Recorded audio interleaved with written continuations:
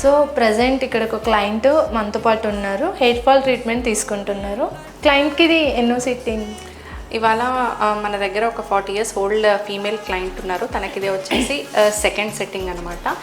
Hair fall అనేది దాదాపు ఒక 2-3 years నుండి చూస్తూ ఉన్నారు. And mid line scalp thinning అనేది ప్రామినెంట్గా కనబడుతుంది తనకు.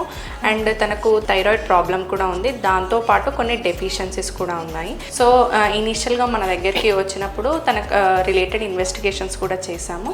ట్రీట్మెంట్తో పాటు అవసరమైన సీరమ్స్ సప్లిమెంట్స్తో కూడా ఫస్ట్ సెషన్లో మనం స్టార్ట్ చేశాము.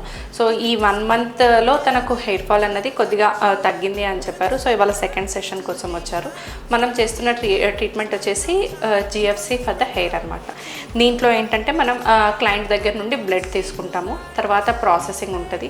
దాంట్లో నుంచి మనకు ఒక సీరం వస్తుంది అనమాట. దాంట్లో ఏముంటాయంటే మన బాడీలో ప్లేట్లెట్స్ అని ఒక టైప్ ఆఫ్ సెల్స్ ఉంటాయి. దాని నుండి వచ్చే గ్రోత్ ఫ్యాక్టర్స్ ఏవైతే హెయిర్ స్ట్రెంథనింగ్కి, హెయిర్ ఫాల్ స్టాప్ చేయడానికి, ఆల్రెడీ ఇన్యాక్టివ్ ఉన్న ఫాలికల్స్ని యాక్టివేట్ చేయడానికి కావాల్సిన గ్రోత్ ఫ్యాక్టర్స్ అన్నీ ఆ సీరంలో ఉంటాయన్నమాట. ఆ సీరం మళ్ళీ మనము స్కాల్ప్కి ఇంజెక్ట్ చేసేస్తుంటాం. ఫస్ట్ ఇనిషియల్ ఫ్యూ సెషన్స్లో హెయిర్ ఫాల్ అనేది తగ్గుతూ ఉంటుంది 1-2 సెషన్స్లో. తర్వాత 3rd సెషన్స్ నుండి మీరు న్యూ హెయిర్ గ్రోత్ కూడా చూడొచ్చు.